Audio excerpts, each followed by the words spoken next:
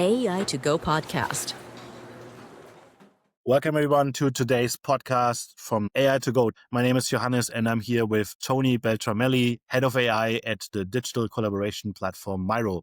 Welcome, Tony. How are you today? Thanks, Johannes. Happy to be here. Thanks for having me. I would love to start a bit with your origin story. You grew up on the French-Swiss border, thinking you'd become a designer. What's one specific childhood memory from that border region that shaped who you became? Oh man, that's a tough one. I don't know. I guess we work in Silicon Valley. Even though I'm not based in San Francisco, it's like the global Silicon Valley.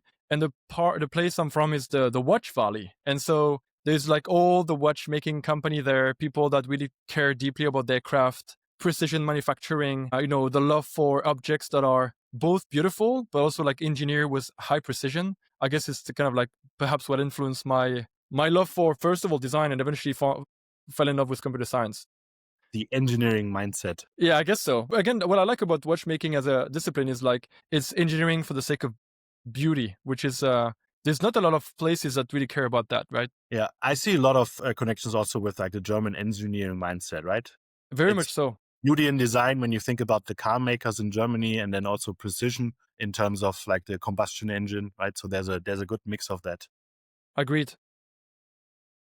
You live and work in Denmark now, in Copenhagen. What do you miss from Switzerland? What do you like more about Denmark? And who has the better food? Oh, man, don't get me started on the food. Of course, I miss the cheese and the wine from France and the Swiss region. But Denmark is great. I love the Copenhagen ecosystem. I've always been quite fascinated to see Copenhagen, a village, be the birthplace of Zendesk, Unity, Playo, and other fantastic Synthesia in many shape or form. So massive, important place for me because it's such a small town, a village that has seen the birth of like massively successful software companies. The weather sucks, but that's part of the experience. I hear a lot of people complaining about the weather these days. So you're not the exception here. You call yourself a guitar nerd. When was the last time you played? What kind of music do you listen to when you code? Oh, that's actually a good one. I try to pick the guitar every evening when my kids are in bed, just to empty my brain before the next crazy workday. Music I listen when I work and when I program. Typically is instrumental from any kind of genre you can imagine, just to get the vibe and the flow going. So no genre preference for work, mostly like instrumental. What do you listen to when you work actually? And you need to stay in that vibe flow. Yeah, got it. Same for me actually. So I also like instrumental when I try to like do some deep work. Yeah, so that seems to be working for me to get into flow state, right? Right, exactly. Like playing the guitar, I would imagine like, I'm not a musician myself, but I would imagine that like it's super easy to get into flow state. And if you can transfer that also like for your day-to-day work, I think that's a powerful thing. Yeah, the interesting thing about instruments is that you can't not think only about that, because otherwise you can't play. It forces your brain to only focus on the thing, kind of like meditation. But if you meditate and you're still thinking about work, you didn't do your job. But if you try to either play a sport at a high level or play an instrument, you can't think of anything else but the activity, which is forcing this like meditation. And I found this quite important to be able to, rest in between crazy work days. Yeah, there's a meditational element. I should probably start practicing a music instrument. Recently got into chess, so I'm learning chess now. And that's also like it like forces you to think, but it forces you also to focus on that one thing, right? So I see that also as a good counterbalance to the day-to-day work life. That's a good one. I'm pretty sure it probably does the same thing to you, to the brain. Yeah. I saw on your LinkedIn that you are also an angel investor, and you mentioned in one of your posts that you had a chance to invest in Lovable early on. Between the two of us, why did you turn them down back then? And how do you see them today? So I started to invest mostly over the past 12 months, but I've done like only a few sporadic investments before that. And I had the chance to know Anton from Lovable for a long time because we were working in similar space, which was like trying to apply generative AI and deep learning towards, software development and design. And he approached me some time ago. We had some nice conversation, and eventually said, he was about to raise money. The honest answer is that I was having my second kid. I was still like a broke founder trying to just make ends fits, and I just didn't have, disposable income to be able to invest in Lovable, which is now feels like, an interesting wasted opportunity. But super happy to see Lovable do what they do and especially start build such a massive company from Europe.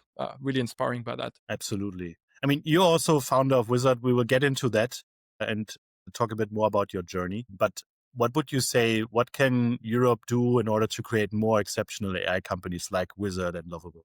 Well, first of all, thank you for comparing Uizard to Lovable. This is a nice compliment. Well, I think Europe is in a good place to get started, but we're still light years behind from where you are calling me from, the Bay Area, the San Francisco Bay Area. And what I think is we have talent, is not like Stanford graduates are significantly smarter than ETH graduate or Polytechnic graduates. We have capital, and investors from the US are heavily investing in Europe. The problem is that we have both a lack of examples to inspire entrepreneurs locally, to tell them, hey, you can do it because those 10 other people have done it. And two, we have way too much of a fragmented mess of an ecosystem. The US is a unified system. You can sell to all states in one go, streamlined process of incorporation, crystal clear stock option plan and taxation. Europe is a mess. And I will stay polite for the sake of the podcast. It's a mess. And until we really fix this and act as one market, but really mean, if we really want to act as one market, let's actually do it for real. And if we have this, EU Inc., which a lot of people are pushing for now, I think we'll be in a much better place to at least see some massive success in the next 5 to 10 years. That will be pan-European, not just one success in France, one success in Stockholm, but European successes. So the ingredients are there, but I think what's really missing is the regulatory and system to support businesses and entrepreneurs. What would you say if you had to pitch me? I'm now in San Francisco to come found a company in Europe. What do you think are the unique advantages of Europe over the US? Well, it's way cheaper to get going. San Francisco salaries are insane. Well, and US salaries at large are way higher than European salaries. And so if you are an early stage company with limited amount of capital, hiring in Europe is a massive advantage. You can, if you raise $2 million in San Francisco and $2 million in Europe, you can get way further in Europe because of the cost of life, salary for engineers, and so on and so forth. So, and I guess access to talent is also another one. But again, this is not something that Silicon Valley doesn't have. It's just that you have access to talent, again, at a much lower price, which is extremely important when you are early stage and you don't have revenue, profitability, and massive round in your cap table. Absolutely. One thing I'd like to add here, just as a food for thought, is the data variety we have because of our diverse cultural heritage, right? Especially when it comes to voice data, we have all kinds of different languages, dialects, accents. And if you multiply that with emotions for how you intonate, how you talk about things, right? How you bring in your emotional sentiment, that could create, in theory, a very rich and diverse data set. The question is, who's going to capture that, right? Will it be the American companies, or is there a voice company like 11 Labs out there in Europe that is able of capturing those very different nuances in languages and communication styles? That's a good one, actually. 11 Labs came to mind when you were starting to talk about this. Perhaps this is their, who knows, maybe this is a little secret, advantage to be in Europe, close to all this cultural mess and heritage. You were talking about this, yeah. So it's a fragmented landscape, right? What would you consider, what are the main hubs when it comes to AI in Europe as an insider? Well, so there's typically the hubs for AI are historically centered around where universities were able to innovate and do cutting edge research in AI. So obviously London has been one because of Cambridge and Oxford in their neighborhoods, and then Zurich because of ETH Zurich, EPFL in Lausanne, not too far away, University of Zurich, which is also pretty good from a computer science and applied AI standpoint to biology specifically. London, Zurich, Paris, because of the ridiculous math-focused culture of Polytechnic and other French universities. And that's probably the 3 main hubs. And then you can see Stockholm and Copenhagen starting as smaller yet important applied AI hubs. Copenhagen has the AI Pioneer Center, for example, which was actually founded a few years ago by Serge Belongi, coming from Cornell, massively known researcher in the US, and he chose Copenhagen as the place for creating this AI Pioneer Center. So there is more center of gravity now, but I guess London and Zurich are still probably the predominant one. Zurich, for example, there is OpenAI, have an office there. Anthropic, Google Brain, is not by chance. There is a lot of talents there. Only thing I would add is probably Paris, on the European side of things. Yeah, exactly. The Meta team created like an ecosystem around leading AI researchers. So I think Paris might be a good addition. Germany, we don't really have a hub, right? We have a very fragmented landscape. So we have Aleph Alpha in Heidelberg. We have Black Forest Labs in Freiburg. So very scattered across the country. There are fantastic AI research center in Germany, but to your point, it's very fragmented. So there's no clear center where people gravitate around. Indeed. Do you see any emerging hub in Eastern Europe, like the Baltics or Poland? For AI, I even like a startup. Absolutely, like Estonia and the Baltics, and actually the Greater Nordics as a region is on fire right now when it comes to startups. Like, but AI center, no, I haven't seen anything major in these regions just yet. At least not at a level that would compare to Zurich, Paris, London, or the other cities that we discussed. Yeah. Let's talk a bit about your personal journey. You once said you were building AI before it was cool. Can you take us back to 2016, 2017, when you were dedicating your weekends on machine learning as a hobby while working full-time as a scientist? Yeah, of course. So yeah, indeed, that was that's actually not me that quote this. I think it was one of our investors that said that we were doing AI before it was cool, and then we ran with it. But so yeah, so when we started building Uizard, we were literally just trying to just experiment with what at the time was deep learning. Deep learning as a field was like starting to be extremely successful in applying neural networks to different applications. And so the assumption at the time was like deep learning is starting to be applied for self-driving cars. So deep learning can now understand images and describe them in English. And that was pretty amazing back in 2018. Now we take it for granted. And so at the time we thought like, oh, wait a second, can't we just apply the same technology to understand user interfaces and by proxy be able to generate designs and generate like software code to implement these designs? And so that was the assumption back then. And so we started to just train models from scratch because there was no such a thing as a OpenAI API at the time. And so, learning the hard way at each layer of the stack, how to try to do this for Uizard. Your Pix to Code project became breakthrough research. Can you share the story of the Eureka moment when you realized that turning designs into code was actually possible? Actually, it's funny you mentioned Pix to Code because this was the reason why the company started. So at the time, this kind of like weekend research gave birth to Pix to Code. And that was the first moment where we realized like, oh, wait, we can actually train a model, a neural network, to take a screenshot as input and then generate code that describe exactly the input. And at the time, no one had done that.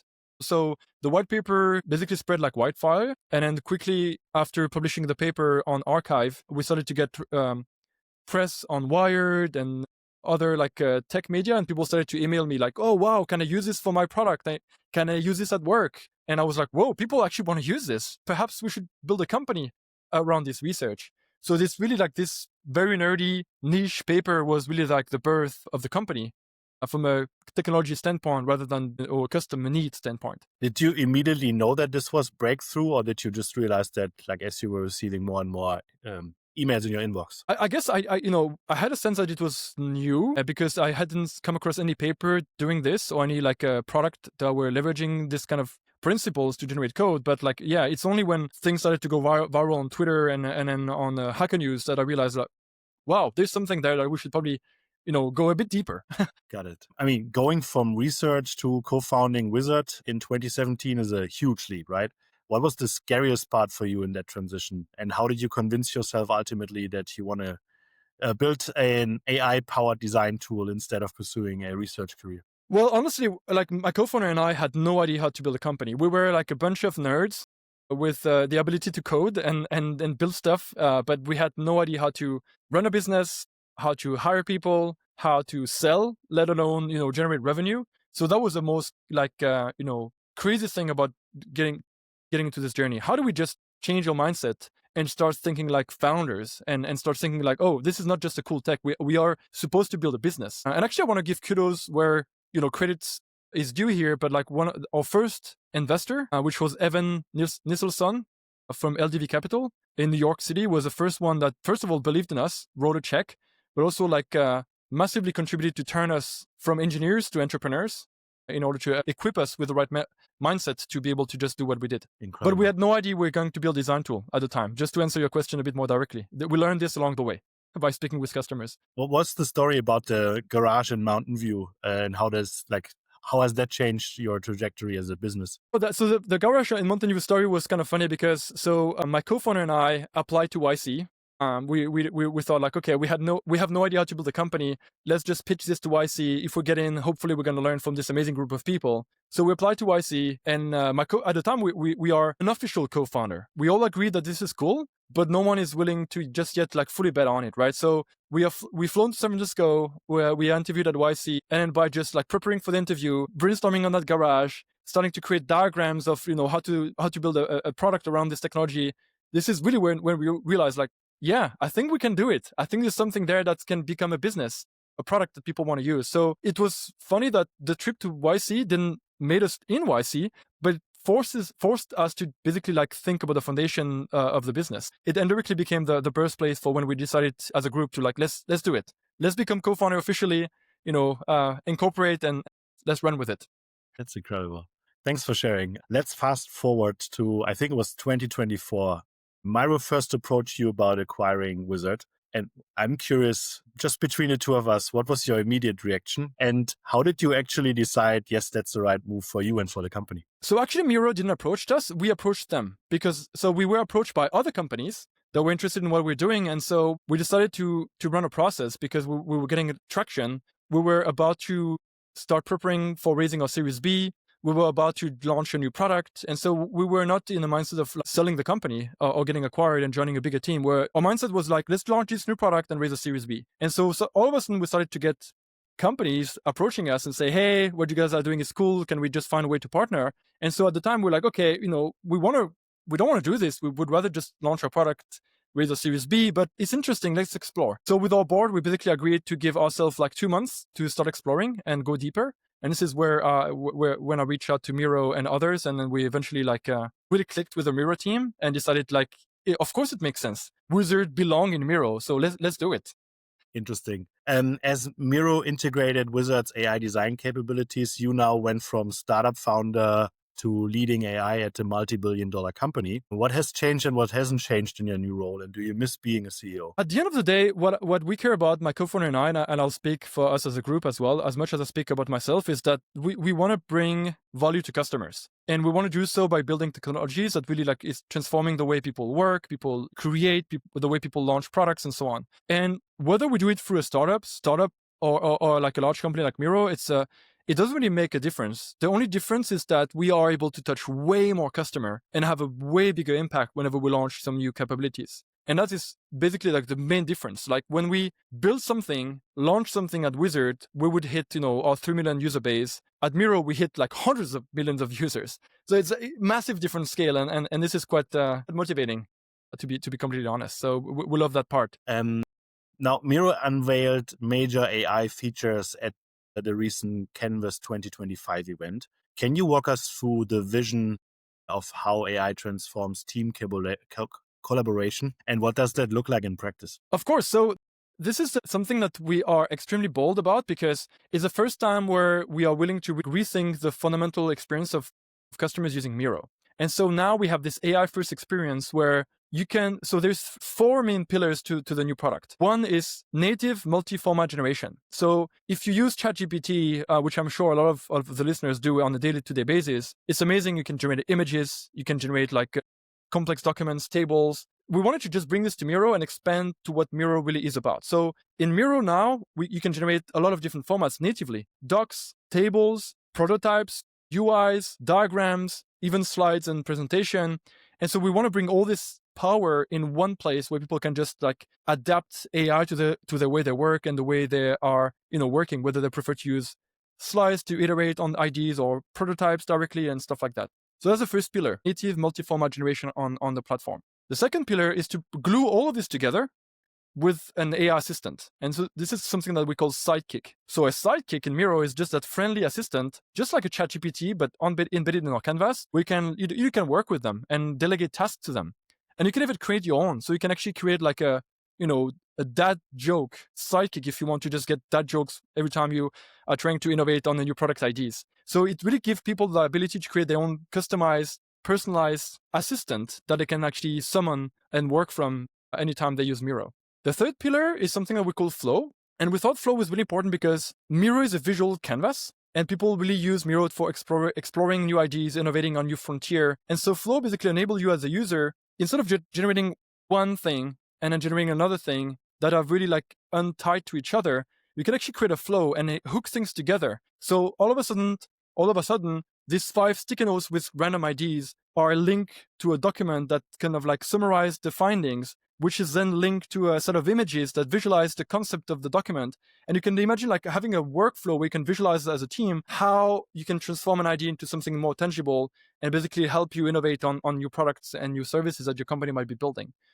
So that's the main 3 pillars. And the last thing that we also launch is our MCP servers, which we're really excited about because Miro, as you know, is all about ideation, pre-design, getting all that upfront work when you're building new products. But now with our MCP server, all of this content that your team has created can become a context for your programming tool. So through the MCP server, if you are using Cursor as a developer, you can say, hey, Cursor, give me all the context from the Miro board, and then you use this to help me program the implementation of the software. So you can use also this rich context, this messy brainstorming session, and then help you write code with it to kind of like tie the loop into the workflow. And we're really excited about this, and we can't wait to see how people are going to streamline the workflow using all of this.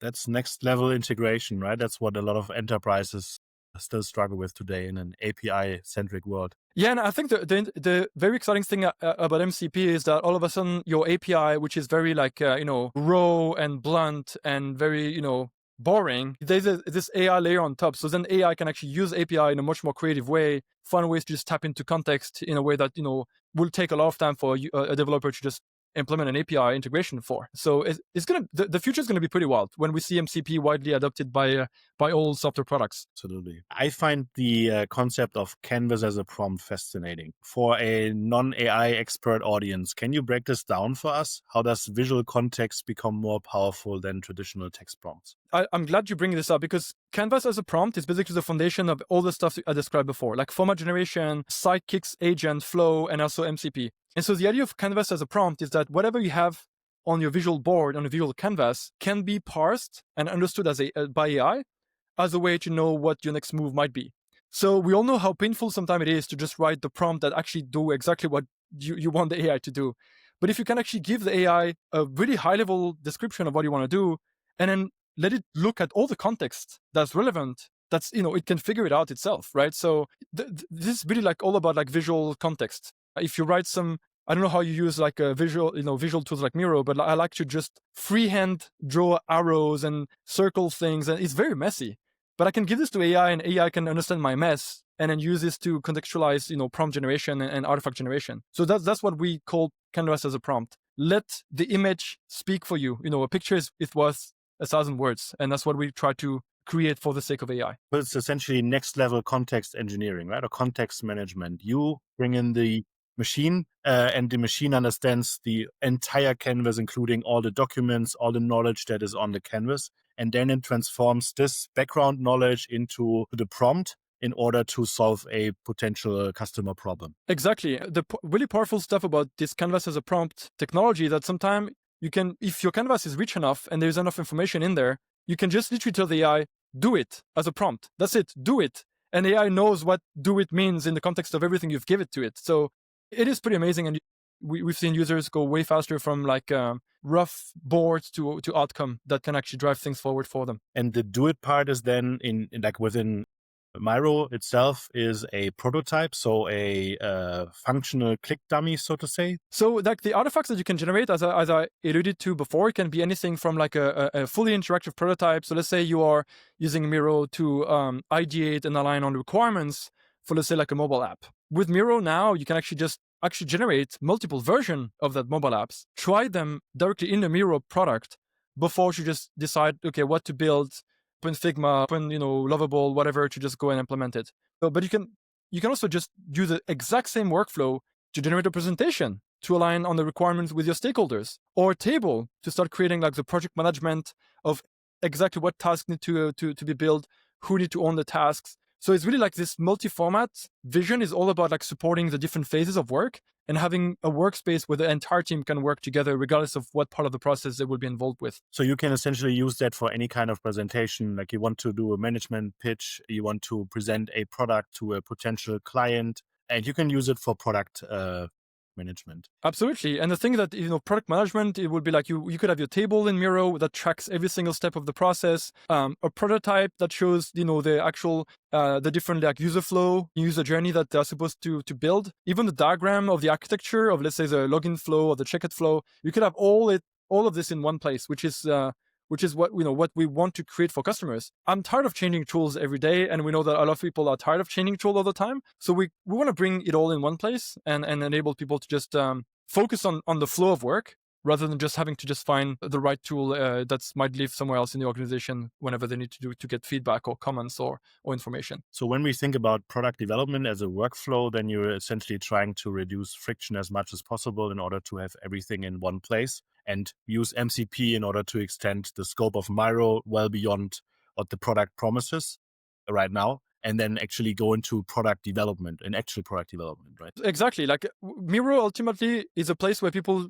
will align and collaborate on what it is that they want to build. And eventually this can become context for AI. So all in one place for the people to collaborate and align, and then also for AI to just tap into. And we also don't want to force people to change to move everything to Miro. You can also embed your Figma file in Miro, or your spreadsheet. So you have it all in one place. AI can use it, but it doesn't mean that you have to replace everything in your toolbox either way. So we try to just adapt to the way people work instead of just forcing our customer to work in the way we intend it. So you provide the opportunity to have everything in one place as a context management, essentially, but there is flexibility to tailor-made your workflow as you need it. 100%. And actually, one thing about tailoring your workflow to the way you need it that I didn't mention is that with the new capabilities that we've launched a few weeks ago, you can also just pick and choose which AI model you want to use. Maybe you prefer model A for image generation and model B for doc writing. Now you can also do this to really like customize Miro to your way of work, basically. That sounds incredible. What are some of the customer stories? Like, what are the outcomes that like some of your beta testers are seeing using these new feature sets? So we have one agency who is basically able to just accelerate tremendously the amount of the time it takes for them to come back to the customer with proposals, come back with tangible direction to take their project. And that has been like a massive time saving for them. And also they can actually now also make the customer way more actively part of the process, because all of a sudden the customers themselves can semi-auto-generate some things, they can iterate on it together and get to validation much quicker. We also internally are using it for accelerating our own process. An example of this is that we also released our prototyping product to the market last week, and our sales team, to enable our sales team to be equipped to help customers adopt prototyping, we've made for them like a customized sidekick, so an agent that can actually answer questions that customer might have on prototyping. So they also use Miro to help their own work and help activate customers. That sounds like the new world of working, new way of working. My big question is now, we've seen a glimpse into we talked a bit about what Miro can do and what it will do in the future. How does this change traditional product management? That's a good question. I guess like the common denominator that I see in the market is that we are all going to be able to do way more than what our craft is typically telling that we can do. All of a sudden, a product manager can also do prototyping and pre-design work, or even like prototyping. I mean, like beyond just like a visual clickable walkthrough of a user journey, you can also just start generating an actual like a prototype that actually works with real data. But likewise, it's not just a PM that is equipped with this power. An engineer also now can also just produce some designs. And a designer can also use AI to just help with product management or align with sales and marketing. So it's really like enabling all of us to understand each other better. It's almost as if AI provides different stakeholders the interface through which they can understand each other better and collaborate better.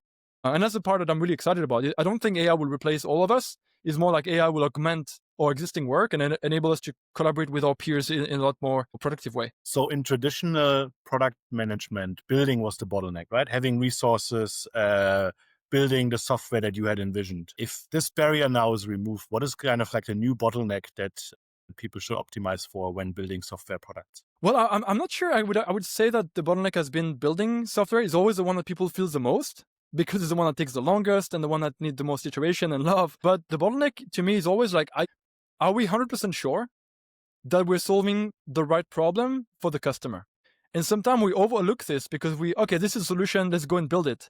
And a cycle of building and validating is so long that we eventually get married to a solution that's not the right one to solve the customer problem. And so I guess the new paradigm is enabling now product teams to say, hey, let's just get validation on that hypothesis in a day or a week, and then having the way more iteration cycles so we can actually just finally solve customer pain point in a lot more targeted way. Absolutely. I would say it's like the shorter the feedback loop is, the more advantage you have over your competition. Right? Exactly. And the better you can serve your customer and create like some transformative product for them to really help them. And ultimately, the nice thing is that all of us are consumers of product. We use apps every day for everything, right? So if those products are better, we all benefit. We all get more done throughout our personal lives and work life. So it's exciting. Absolutely. You also talked about re-architecting innovation with AI. I think there is something fundamentally paradoxical about using pattern matching machines to drive innovation. I would say true innovation often comes from breaking patterns, not optimizing them, right? And I know there's like incremental innovation and disruptive innovation. Are we just getting really good at incremental improvements while losing our edge and ability to create creative and disruptive leaps? Yeah, I love this. I guess the thing that I find comfort in, the fact that AI will actually help us innovate, is that AI is really at the end of the day like a garbage in, garbage out. Like the value, we're going back to the canvas as a prompt. If the context you provide AI is garbage, of course it's gonna be like only leading to macro optimization of something that's already pretty good or whatever.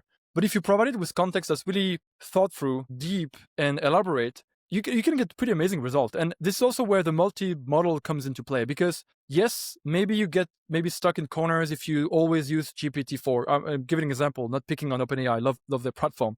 But like if you start combining, okay, this is the outcome I get from GPT 4.5, this is what I get from Claude Sonnet 4, this is what I get from Gemini, you start actually exploring the range of possibility in a much more deep way than a team of people will be able to do. And I would even go as far as saying like, yes, hallucinations are a pain and a massive problem if you are trying to do like predictive finance. But if you try to just do creative thinking, I think AI hallucination is actually a feature. Sometimes it just do some stuff that is really weird, but it's like, oh, that's actually weird. I can tell it's a bug, but it's pretty interesting. Let's go deeper. So for what we do at Miro, I think AI really is enhancing the experience rather than just like, narrowing the scope of what people can achieve. Yeah. You spend a lot of time at Miro making design and collaboration easier with AI. My provocative question for you is, are we making people less capable by removing the friction that actually makes them learn and think deeply? What if struggle is actually the point of innovation? This is great. I love this, because this is something that I think will be beyond work. The challenge of AI making people lazy is going to become a challenge for education. And we talk about this on a regular basis with our fellow engineering peers. When you are studying engineering, is the pain that forces you to learn and forces your brain to click to different ways of thinking. If the pain is gone, are you actually going to learn the fundamentals that you should learn if you want to become an engineer? So this is not a question I have an answer to be honest. For work specifically, though, I guess learning is something that you are self-driving as an individual. In the context of work, the output of the company ultimately dictate whether people are productive or not and contributing to the company. Lazy and non-innovation will probably lead to bankruptcy and ultimately, it won't work. Like I think this for work, the evolutionary pressure of companies competing in the free market will ultimately always make the company that still innovates the one that wins, thus preventing the laziness to become the default application of AI. But for education, massive problem. And I don't know how we're going to solve this at scale. I've seen some human AI collaboration research from MIT, and they prove that human AI combinations actually perform worse on decision-making tasks. Your whole pitch is collaborative AI, right? Yes. What if the data shows that for high-stakes decisions, humans or AI alone are both better than the combination of humans and AI? Well, to this, I would say I think we are still at a moment in history where too many people have put like extremely difficult decision to AI. What I mean by this is that I don't believe we're at a point where AI should be leveraged for critical financial prediction, for example, or like life or death decision making within the health sector. This is like foolish. We are not ready for that at all. The place where AI is fully ready, to me, is really like about creative application. How do we just streamline, creating like film or music, or how do we just leverage AI to just create better products to serve customer A with a software application? This is already amazing, and you can see the output by just looking at the startup ecosystem. The speed at which founders are able to create products that are able to drive meaningful revenue is insane. And again, revenue speak for itself. If people are willing to pay their hard-earned money for a product, it's because it's creating value for them. So it is working. But this small percentage of things that actually work with AI and create value with AI is of course overshadowed by all the buzz and all the I guess hype that we all also like are facing every day. We need to be pragmatic. AI is not today good at everything, but it's amazing at certain things. And let's just double click on these things. Absolutely. I like that statement. I have another MIT report that just dropped showing that 95% of enterprise AI projects deliver zero ROI. I'm sure you've seen that. Yeah. Now you're building AI products at Miro. What do you think those 95% of companies are getting fundamentally wrong? What are the 5% successful doing differently? I don't think these companies are getting anything wrong. I think that they were oversold a promise that couldn't be fulfilled. And I think we'll all see this, like when you could hear like founders and CEOs talking about agentic, beginning of the year, and then the actual implementation of those agentic solution, it was very underwhelming. And so if you sell an executive team the dream, and then of course they can't fulfill that dream, you'll see like this kind of adoption metrics. So like our philosophy here is like, let's not lie and pretend that we can solve it all with AI. Let's just talk openly about what AI can do well in the solution and what it can't do, and make sure that people are able to understand this and see the value for themselves. Don't trust our words. You should be able to see it once you adopt the solution. Absolutely. I think there will be I don't know if it's going to be a department in the future, but there will be something similar to finance today, where you will measure ROI on AI projects more deeply, right? To really understand what is driving value. And value here can be anything monetary and non-monetary, right? Driving productivity gains in HR to, of course, driving cost savings or more revenue on the monetary side of things. So I see that. I don't know if it's going to be finance or a different role that needs to be invented there, or if the AI teams will take care of that. But I think that's going to be a dedicated profession at some point. It probably will. And again, it will take some time, right? We've all been sold that 2025 will be the year of agent. But I really love this interview that Andre Carpati gave a few weeks ago in a podcast, where he said, like, no, it's going to be the decade of agent. It's going to take a while to get there. So let's just think first principle, right? Like AI is useful today already. If you ask an engineer that's using vibe coding platform and they are like telling that AI is not useful, ask them, are you willing to just stop using Cursor tomorrow? Or are you willing to stop using GitHub Copilot? Most of them are like, no, it's good. Or like people that say, like, no, AI is not just there yet. Like, are you willing to stop using ChatGPT? Like, what if we turn it off? You can't use it anymore. Like, it is useful. It's just not useful for everything yet. And that's okay. We just need to be pragmatic with the reality of where we are today. As you just mentioned, the AI agent conversation, right? When do you think we'll reach a point where AI agents can truly be teammates rather than just tools? And how would that future look like? Yeah, so this is actually something that we sometimes internally called at Miro, in the context of Miro, the Miro Turing test. And so for us, it's like the Turing test of Miro is that as a user, unless we hide the label, you wouldn't be able to tell whether your collaborator is your fellow colleague or whether it's an AI. Meaning that the AI can click on the same buttons, do the same action as a human do, to really like augment your team with virtual collaborators. And so once we can pass the Turing test, of agents able to use software the way a human do, then we are on for like some pretty wild ride, because then you can actually start really having virtual teammates that are actually able to just significantly improve the workflow and help people move much faster towards like, the end goal. The human intuition won't be replaced. We still need to, at the end of the day, we create products for people. And so understanding the messy human beings that we all are is going to still require humans. But getting that messiness into actual solution, AI is going to be absolutely transformative into assisting people to do that. So, and the last thing that is going to be pretty wild is that as agents do pass the Turing test, the question will become then, are you and I still going to open software every day and click around? Or are we just going to all interact with our personal agent and an agent will interact with software on our behalf? And once that happens, they get, a lot of questions will need to be answered. Like, do softwares need to be charged, price per seat if the human seat is no longer valid, but the agent are doing programmatic action? Do agents actually are able to do critical actions on their own, or should people still be, part of the loop of decision making? But we're not there yet. I think we still need to wait a solid 5 to 6 years before agents are fulfilling the promises that we've heard in January 2025. Yeah. Let's also address the white elephant in the room on a societal level. There's an ongoing debate about AI replacing versus augmenting human jobs, right?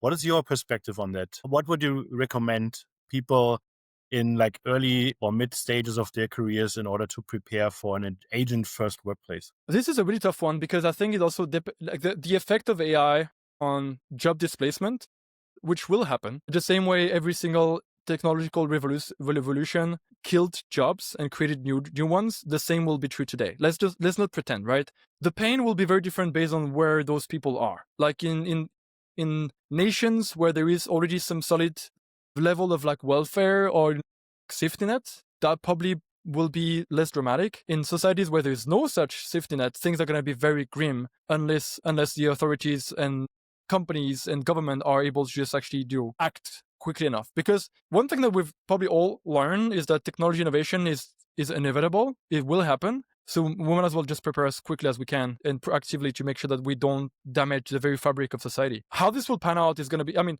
new jobs will have to be created. Like that's for certain. What these jobs will be is really hard to predict. But if you are someone interested in engineering and you want to learn to code, that's not going to go away. Someone is going to have to debug these agents. Someone is going to have to build system around these agents. So yeah, engineering I think is probably the safest bet, no matter what happened to technology and society. Interesting. Yeah, there are many counter arguments to that, but let's not get into that. I'm very biased towards engineering, as you can hear. I can see. For the AI ecosystem, space moves incredibly fast. Now, how do you stay ahead of the curve and decide like which new AI capabilities are worth investigating or even integrating versus the ones that are just hype? What's your decision-making framework? Yeah, actually, before we get into this, I just want to double click on the previous question, because I think we're also going to come back to the fundamentals of what it is to experience life as a human. And I think the services that are offered by fellow human are going to be way highly valued than they are today. If AI is actually going to take off and become embodied as robots, people are going to pay a premium to go to restaurants that are served by people, or to concerts where the musicians are actual people playing on stage. So all this experience of being alive as a human, experiencing life with fellow humans, I think this will actually see the rise of a lot of jobs. Social jobs, human-facing jobs are probably going to see like almost like a revolution. While now we've been like kind of like all hiding behind screens, I think this is probably human to human is going to become even more important than it has been over the past decade. Closing the last question. So now about like how do we make decisions about like what trend to jump on and what trend to just probably like sit back and wait. At the end of the day, we believe in data and outcome. And so whenever there's a new AI trend, we'll look critically at the metrics, the stated performance of such technology. We'll play with it, experiment with it, and then make our mind based on our own experience implementing and solutions that use this technology. So it's very boring and pragmatic. It's like, oh, okay, that sounds cool. Let's try it. Does it work? Yes, let's use it.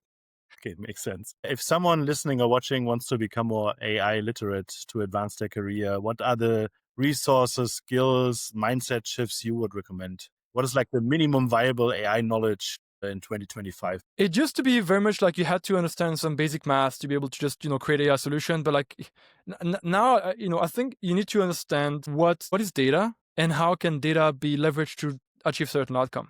And we go back to context engineering, right? I think people are already doing it today. You see products that are entirely built on the back of APIs, and they do so by it's not software engineering, it's like literally context engineering. How do you actually tap into these models and make them do what you want them to do? And so to do this, you need to understand data, like what data means if it's formatted in a certain way. What outcome do I get if I just, tell an LLM this thing after that thing in a sequence. So if you're someone listening and you really care about just like having immediate impact in AI, you don't feel like you have time to learn engineering and programming and all that, focus on literally like understanding data, different formats, different way of representing data, and then you'll be in a really good place to create AI solutions. Excellent. Well, thank you so much for joining, Tony. I learned so much today. I really enjoyed our conversation about Miro's collaboration platform and the future of product development. Thanks everyone for listening. It was a pleasure, and see you next time. Bye, Tony. Thank you. Thanks for having me. Bye. AI to Go podcast.